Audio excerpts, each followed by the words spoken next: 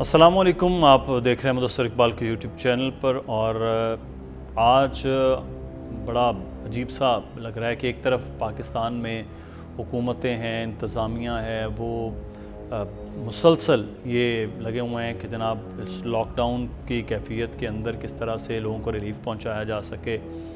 لیکن آپ دیکھ رہے ہیں کہ 2 دن سے لاک ڈاؤن کے خاتمے کی باتیں شروع ہوئیں، اور کچھ دکانیں، کچھ سیکٹرز، کچھ چیزیں کھل گئیں اور کچھ بند ہیں. لوگ پریشان ہیں کہ اب کیا کیا جائے. کھلنے پہ خوشی بھی ہے اور پریشانی یہ ہے کہ اب تیزی کے ساتھ یہ مرض پھیل سکتا ہے. اس میں میں آپ کو تھوڑا سا آج بتانا چاہوں گا کہ طریقہ کار کیا ہوگا اور اگلے آنے والے وقت میں آپ کو کرنا کیا ہے.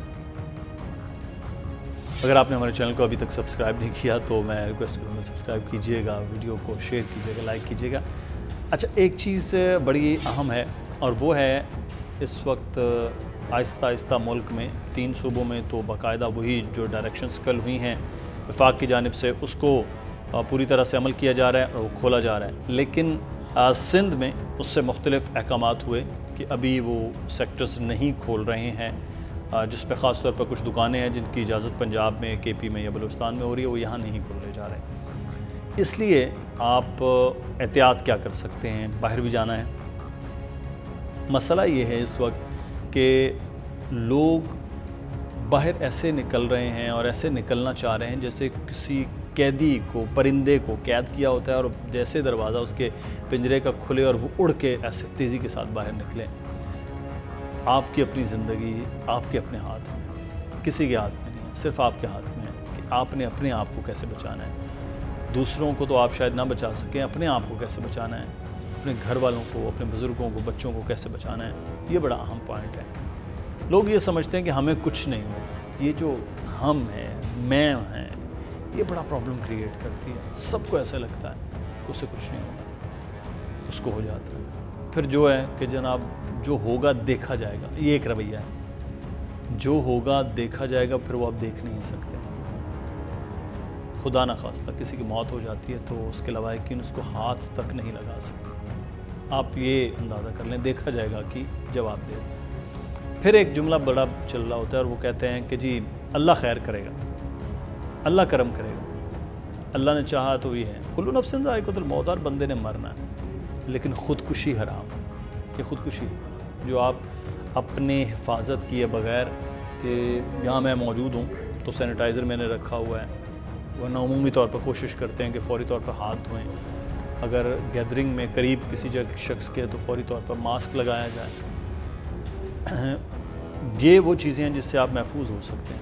لیکن اگر آپ اس کے بغیر بلا ضرورت باہر نکل رہے ہیں اور کہہ رہے ہیں کہ جناب یہ کرنا ہے، تو پھر آپ بچ نہیں سکتے ہیں.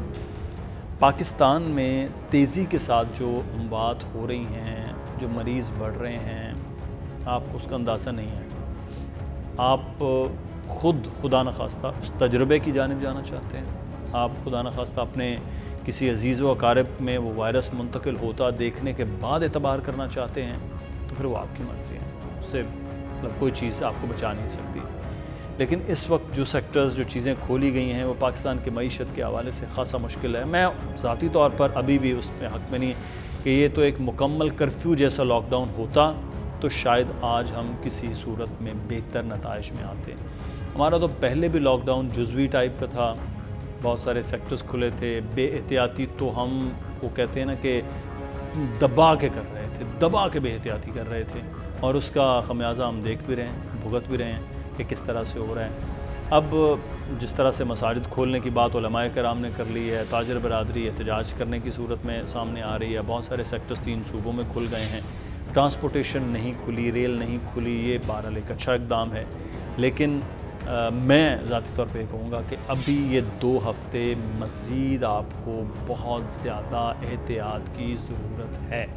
صرف 10 دن رہ گئے ہیں، رمضان المبارک کا آغاز ہو رہا ہے، تو اس سے پہلے 10 دن آپ اپنے آپ کو بہت آئسولیٹ میں رکھیں. بہت ضرورت کے تحت ایک آدھ انسان کو جائے اور رمضان کی شاپنگ کرائے، آپ کے لیے تباہ کن ہے. یہ مان لیجئے، بار بار ریکویسٹ آپ سے کر رہے ہیں کہ یہ ان چیزوں کا آپ کو خیال رکھنا ہوگا. اگر آپ یہ خیال نہیں رکھ رہے تو پھر آپ کا خیال رکھنے والا بھی کوئی نہیں ہوگا. بڑے میں آج دکھی دل سے یہ بات کر رہا ہوں کہ جو فگرز اور جو چیزیں آ رہی ہیں وہ ناقابل بیان ہے. بس اتنا اشارتاً آپ یوں سمجھیے کہ زندگی اب آپ کے اپنے ہاتھ میں ہے. اگر آپ نے موت کی طرف جانا ہے تو موت کی طرف جائیے.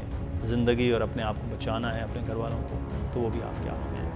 ویڈیو کو شیئر کیجیے گا زیادہ سے زیادہ کہ لوگ سوچنے پر ضرور مجبور ہوں. ہم نے یا تو آپ کے صرف یہ سوچ پر دستک دی ہے دماغ پر, باقی فیصلہ آپ نے کرنا ہے. ہم تو التجا کر رہے ہیں, معاملہ آپ نے خود دیکھنا ہے.